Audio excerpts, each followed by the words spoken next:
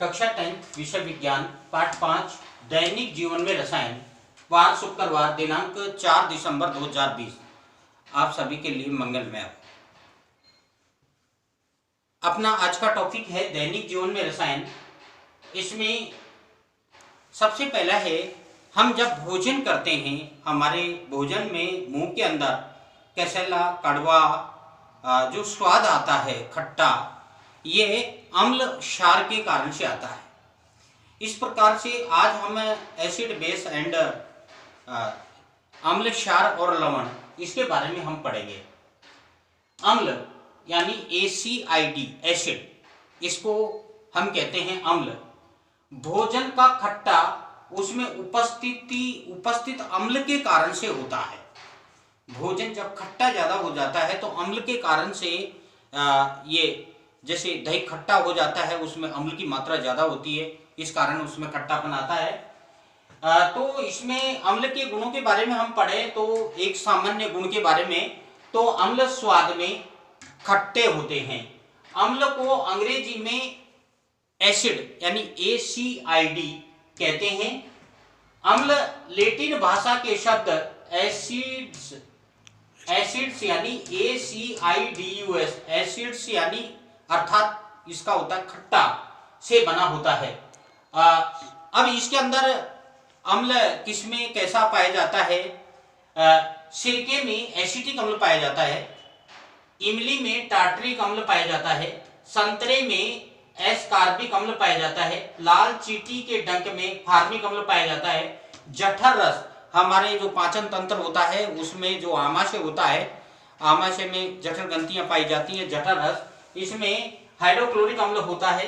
अम्ल नीले लिटमस को लाल करता है और अम्ल जल में विलय होता है। नींबू में साइट्रिक अम्ल पाया जाता है, टार्टरिक अम्ल है, साइट्रिक अम्ल है। तो इस प्रकार से कहने का मतलब यह है कि अम्ल किन किन पदार्थों में अम्ल होता है वो मैंने बताया है। इसी प्रकार इसके साथ में बेस यानी क्षार स्वाद में कड़वे होते हैं। ये लाल लिटमस को नीला करते हैं, जबकि अम्ल नीले लिटमस पत्र को लाल करता है और जबकि क्षार लाल लिटमस पत्र को नीला करता है। मैं बताऊंगा आपको कि लिटमस पत्र क्या होता है, कैसे नीला लाल होता है। स्पर्श में ये साबुन जैसा व्यवहार करता है, दिखाता है। और क्षार कौन से होते हैं?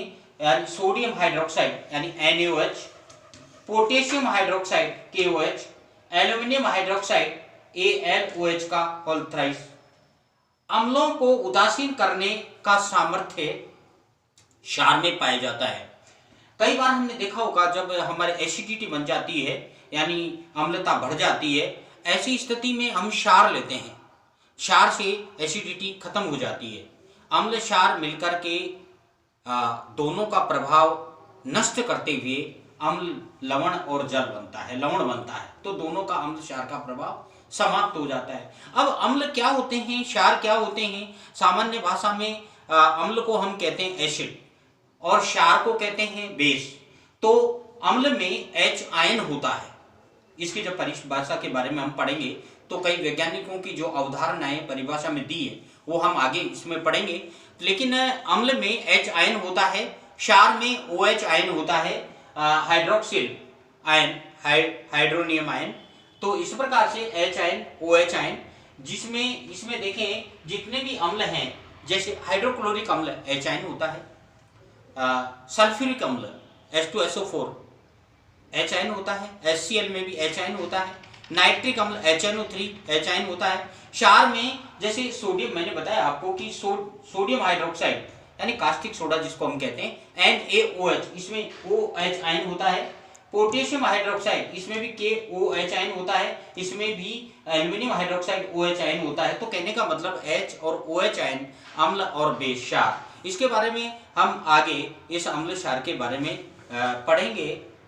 इस प्रकार से इसका दैनिक जीवन में इनका बहुत महत्वपूर्ण उपयोग है। क्या क्या है मैं आपको आगे बताऊंगा। नमस्कार।